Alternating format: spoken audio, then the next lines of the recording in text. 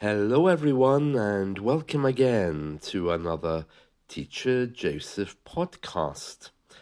Well, on Thursday, Threads is coming.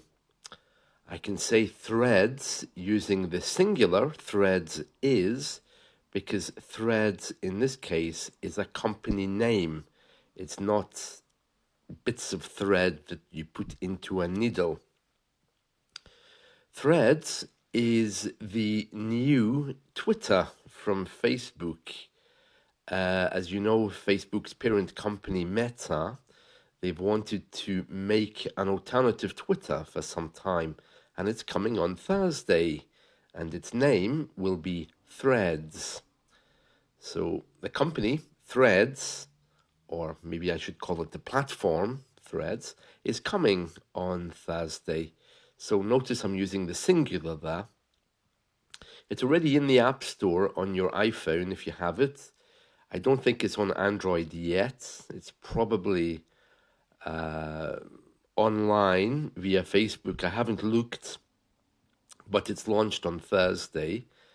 I'm not sure if I'll try it, to be honest. I mean, I went on Twitter, but it was just people screaming and shouting at each other. Then they brought out that Twitter alternative, Mastodon.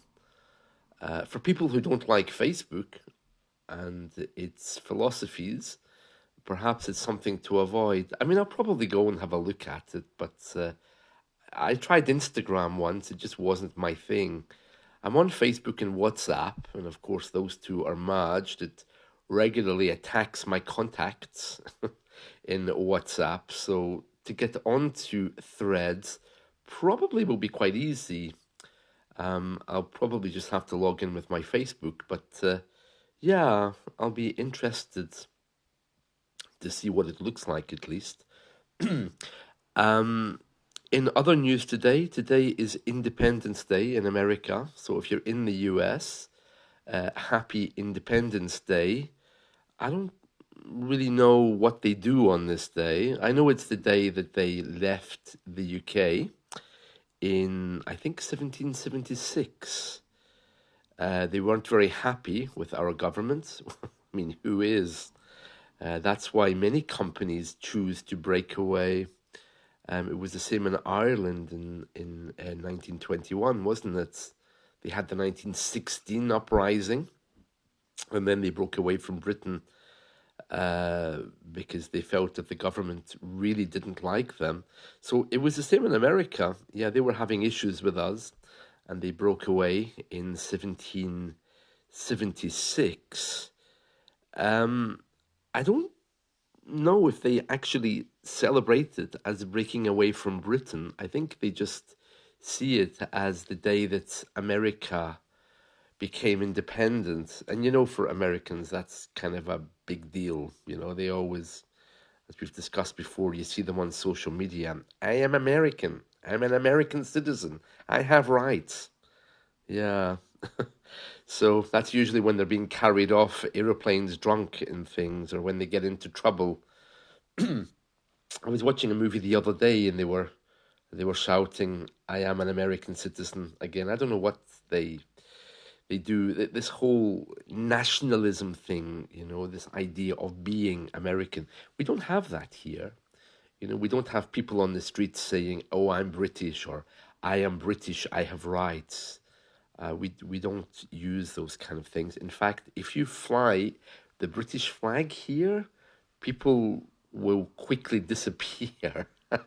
We don't like displays of nationalism because we are a very diverse country and we celebrate our diversity. We love people from other countries. We love people coming to live and work here. We love people who make Britain their home. We have people here from all different parts of the world. So if you put up a British flag, it's quite how can I say, it's quite derogatory. It's very divisive. It's something which was a symbol of our colonies, and if you put it up here, a lot of people will be very unhappy, especially me, because it shows that you're not respecting the diversity of the country. I mean, I think the government's idea is the flag represents all of us, but for many people, it's a painful reminder of their country's past. So, yeah, I think one of my neighbors has a British flag in one of their windows, and every time we walk past, we always go, ooh, oh, that's really uncomfortable, you know. So we don't have these displays of nationalism. I've never heard anyone say here, I'm British. And if they do, they they say it kind of under their breath, you know. I know when I travel, I'm very ashamed to say that I'm British. It's not a word that I would use to identify myself, you know. If someone asks me where I'm from when I'm traveling in another country, if they're lucky, they might find out that I was born in the north of the UK. Maybe if they push me, I might say, oh, I was born in Scotland, but lived in England for a while, or grew up in England. But I wouldn't use the word British. I'm kind of ashamed to be British. When I see the way they behave, and when I see the way British people behave when they're on holiday, yeah, this is one thing about the UK. We all have these little identities, you know. So no, I wouldn't say I'm British, unless I get into trouble, of course. In which case it'll be, oh, excuse me, I'm British. Get me a lawyer. But no, it's not something that I'm very proud of, and many of us aren't. Especially when you think of our barbaric history across the world. Ooh, oh no. Anyway, if you are celebrating Independence Day, uh, good luck with that. Yeah, they apparently have a Declaration of Independence. You know, it's very interesting. In the UK, we don't have any kind of constitutional documents. There's nothing. There's no founding document. There's no papers to claim that we're British. There's just nothing. And that makes it very difficult when the government tries to change any of our really old laws because there's nothing to change. You know, in America, they talk about this document that they have, and then they talk about the First Amendment, the Second Amendment, the Third Amendment. We don't have anything like that. There is one document which is English, and remember the UK is made up of 4 countries, which is called the Magna Carta, which is something of a document for England. Even when the 4 countries that make up the UK became part of the entity, which you know as the UK, I don't even think there's documents for that. I know that England and Wales isn't a separate country. It's technically a principality, but Scotland and England, that was kind of a big deal. I think the King of Scotland came south to be the king of both countries. King James the Sixth of Scotland, King James the First of England. That was kind of a big thing. I'm not even sure that was documented in law. I don't remember, but certainly there's no documents about the Constitution of England or the UK or any of the other bits of the UK. This became very apparent in 2013 because before that, our royals were not allowed to marry Roman Catholics. This is an ancient law which exists in other bits of Europe as well. The royals tend to be Protestant, and even at the king's coronation, he had to declare that he would uphold Protestantism. And when he said that at the coronation, I think everyone across the UK was, what? You're mentioning religion? Because here religion is not important. And also we have many people living here who aren't Christian.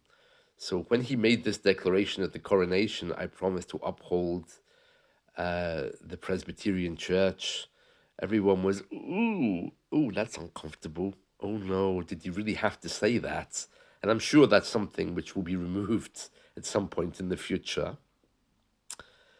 Yeah, so we have no documents. So my point is that when they changed the law in 2013 to allow royals to marry Roman Catholics, there was nothing to change. There was no documents there which mentioned this. So they had to pass a resolution declaring it to be right, but there was no other trace of it anywhere in our written documentation. So things like that get really messy. And that's why I think our government hasn't tried to separate a royal family from the government, because I don't think any lawyer would want that job, because there's no other historical documents bringing them together. It would be a very difficult thing. The same with the church. I mean, the royals have been head of the English church since I think the 12th or 13th century. So there's no easy way to write that out to get rid of it, you know. So yeah, but it's interesting. Um, yeah, to be a king or queen in this country, you must be raised within the Church of England, the Anglican Church. You can marry a Roman Catholic now since 2013, but you can't be one yourself if you want to be king or queen one day. Okay, so even if you're royal, you still can't be Catholic, but you can marry one now. It's interesting because Princess Michael of Kent, uh, she's the wife of the Queen's first cousin. Of course, the Queen is dead now. So she became Catholic, and that was a big discussion point across the UK. So that law about the royals and Catholicism, that came into force finally in 2015. So clearly they had 2 years to bring that into the law. Yeah, so very interesting. Yeah, very interesting. Anyway, that's Independence Day, and that's the state of our documentation. So, yes, I hope you've enjoyed our podcast on that, and I'll see you again soon. So, have a wonderful day, whatever you're doing. If you're celebrating Independence Day, I think it's Bastille Day in France as well. Oh, and yesterday was Tom Cruise's birthday. Isn't that nice? Happy birthday, Tom. And yeah, see you. Bye.